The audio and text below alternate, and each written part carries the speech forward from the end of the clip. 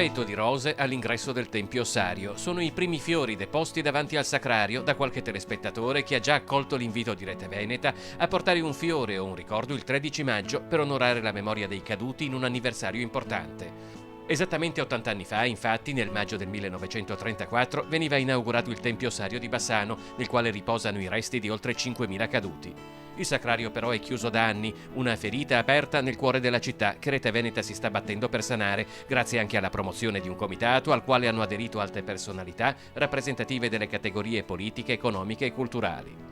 Per gli 80 anni del Tempio Ossario, nell'impossibilità di celebrare la ricorrenza all'interno della chiesa, per l'intera giornata del 13 maggio è esteso a tutti l'invito a deporre un fiore sul sagrato come segno di rispetto nei confronti dei caduti, ma anche in segno di protesta per la prolungata chiusura dell'ossario, e alle 18:30 ci sarà anche la deposizione di una corona d'alloro. Un invito che la sensibilità di qualcuno ha subito accolto, deponendo già oggi un tappeto di rose all'ingresso del Tempio Ossario.